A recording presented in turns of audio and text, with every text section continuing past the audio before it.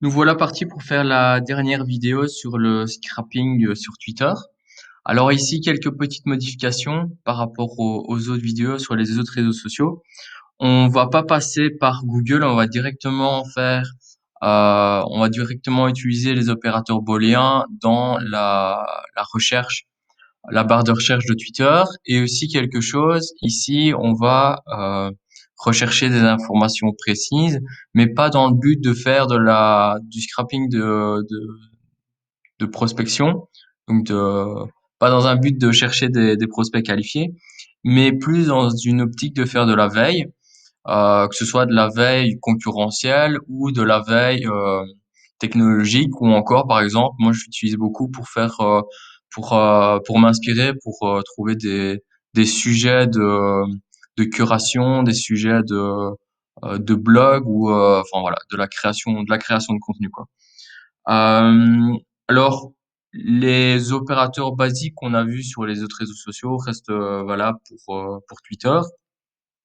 Et donc, par exemple, les guillemets, donc pour rechercher quelque chose de précis, donc par exemple, guillemets, disons startup, ça va me faire remonter des tweets où le mot startup est dedans, d'accord? Euh, l'opérateur aussi or, donc c'est comme ça, or, guillemets, j'ai pas d'idée là tout de suite, mais enfin, vous voyez, donc le or pour le ou. Alors aussi, si je ne mets que un espace, en fait, ça équivaut au end. Pas besoin d'écrire le end sur Twitter. Et d'ailleurs, le cas aussi sur Google, c'est vrai que j'ai dans les autres vidéos mis le end. C'est mieux de le mettre encore, mais l'espace est interprété généralement comme un end. Ensuite, on a le hashtag, évidemment, très utilisé dans les tweets. Donc hashtag par exemple no code, ça. Ou donc on va avoir des tweets avec le hashtag no code. Si on met un point d'interrogation, on va en fait avoir les tweets avec le hashtag no code et une question.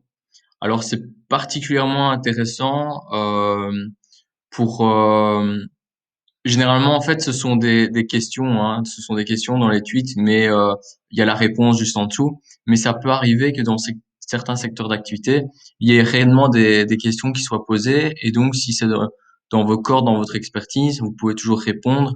Et ça peut être une bonne idée pour vous mettre en avant, pour montrer que vous avez une certaine expertise dans un domaine précis. Et donc, la personne peut voir que vous offrez certains services qui pourraient l'intéresser suite à la question posée, etc.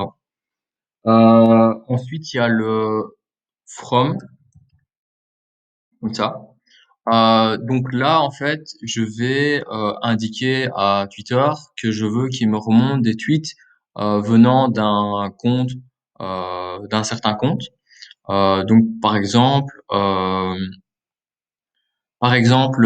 Sean Perko. Euh,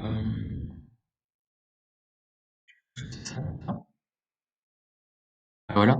Donc Sean Perko, c'est un gars qui publie, qui fait souvent de la publication sur tout ce qui est réseaux sociaux. Donc là, en fait, tous les tweets vont remonter donc de Sean Perko, donc de Jonathan Jan. Euh, Ensuite, j'aimerais bien, par exemple, si je fais de la veille, par exemple, moi je fais de la veille généralement tous les lundis, voire tous les vendredis. En fait, j'aimerais bien que tous les tweets qui remontent, étant donné que je fais de la veille toutes les semaines, ben je n'ai pas tous les tweets de Chan Perko depuis le début qu'il est sur Twitter. Donc ce que je vais préciser, c'est la date. Donc je vais mettre since deux points et je vais prendre cette semaine-ci. Donc lundi 18, c'est 2021-1-18.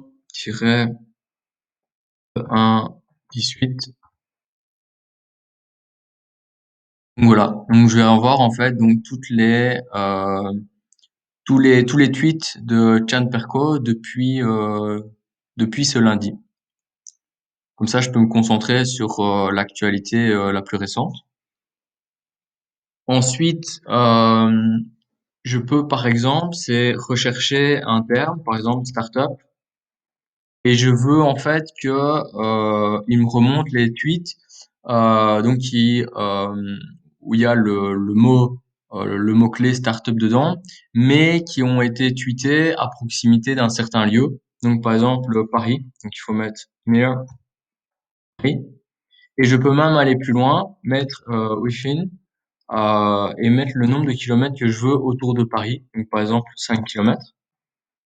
Donc là, il va me remonter tous les tweets qui ont été postés à Paris avec une circonférence de 5 kilomètres. Quoi d'autre? Qu'est-ce que j'utilise? Aussi, il y a ça. Donc, sur les autres réseaux, on a vu le note pour l'exclusion. Ici, c'est juste un moins. Et si je mets moins RT, en fait, je demande à avoir tous les tweets startup, mais je veux pas les retweets. Donc je mets ça moins RT, donc moins les retweets. C'est assez intéressant aussi pour ne pas en fait en fait pour se focaliser sur les tweets, on va dire originaux, bien qu'on pourrait copier un blog et faire un tweet avec une copie d'un blog, mais au moins ça évite les retweets quoi. Ça purifie un peu la recherche. Quelque chose aussi que je recherche souvent, c'est le terme prospection. Bah, prospection, ça peut être utilisé en anglais comme en français. Et moi, j'aime bien quand même rechercher plus en français. Donc, ce que je vais mettre, c'est langue euh, de .fr. Comme ça, je vais avoir le contenu des tweets que en français avec le mot-clé en question. Euh, voilà. Il y a aussi ça qui est super intéressant, c'est URL. URL de points, et je mets le mot-clé, par exemple B2B.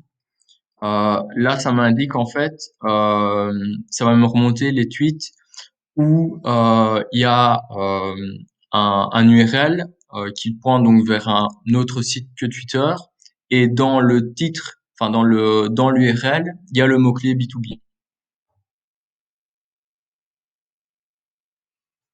Donc ici déjà il y a le hashtag, mais en plus de ça, si j'ouvre en fait ça ici,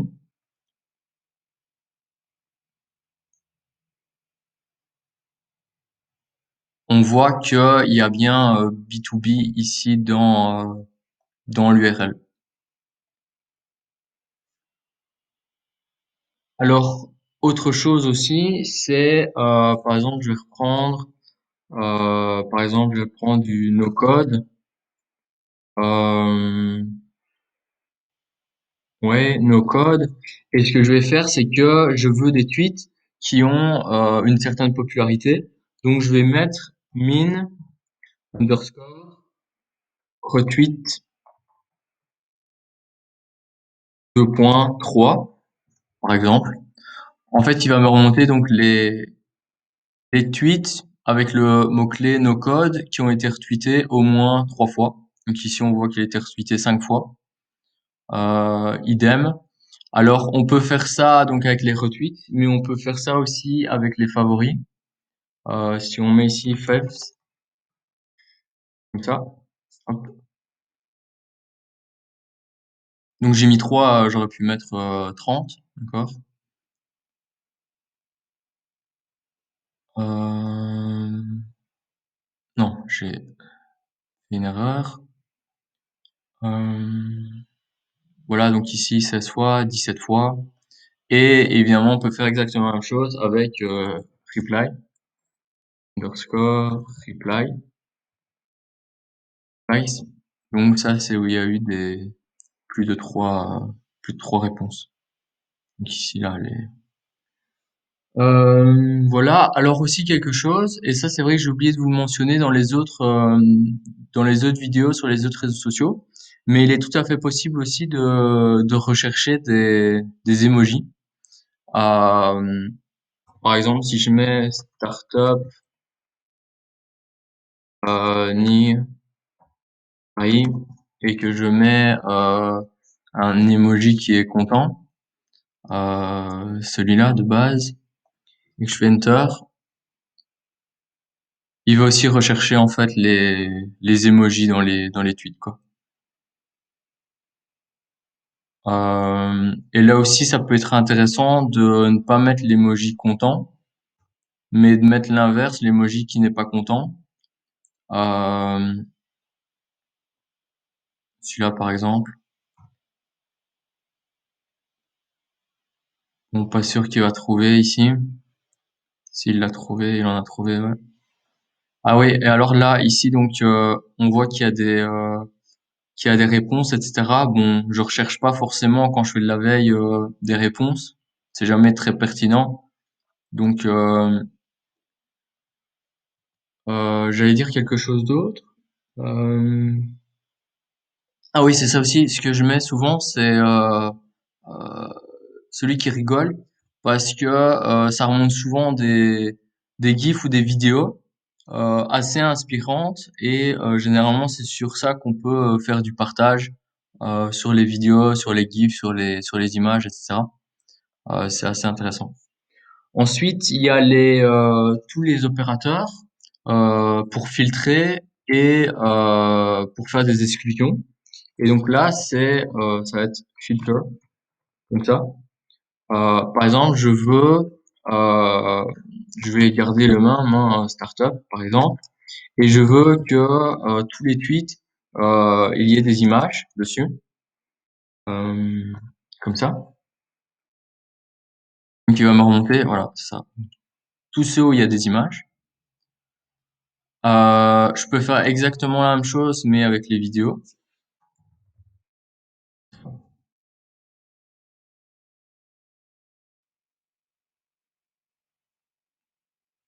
Voilà.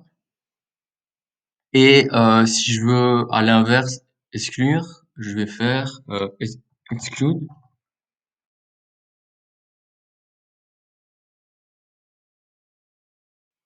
Donc là, il exclut les vidéos, mais donc pas les images. Donc ici, ils vont mettre des images. Si je voulais pas d'images, ben j'aurais mis ça. Et on peut faire la même chose avec les replies. Justement, tout à l'heure, je vous ai dit, je ne sais plus à quel moment, j'étais en train de montrer quel opérateur, mais il y avait des réponses et j'ai dit les réponses c'est pas hyper pertinent. On peut faire exclude replies comme ça.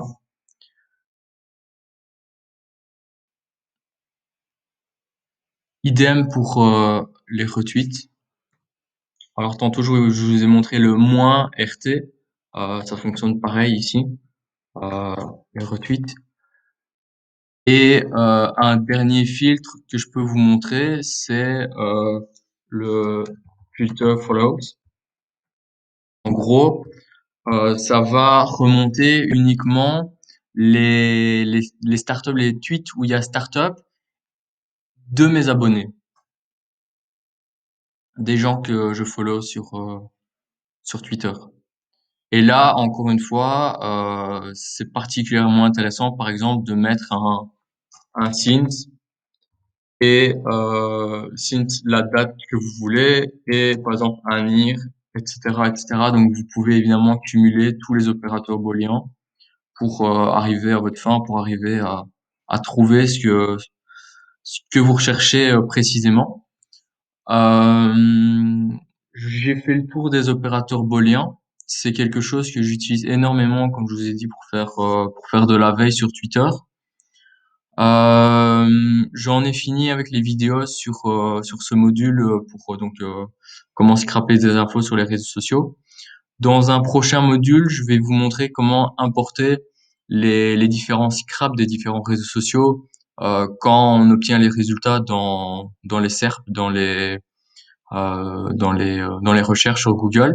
Donc comment les importer sur un Google Sheet et puis comment nettoyer la base de données sur Google Sheet pour pouvoir l'exploiter pour en faire tout simplement un fichier de prospection et pouvoir prospecter, envoyer des emails avec. Donc voilà, j'espère que ce module vous a plu et on se retrouve dans un prochain module. Si jamais vous avez des questions ou quoi que ce soit, vous connaissez mon adresse email, c'est lucas@wild-du6agency.com. Vous pouvez toujours me contacter et je répondrai à vos questions.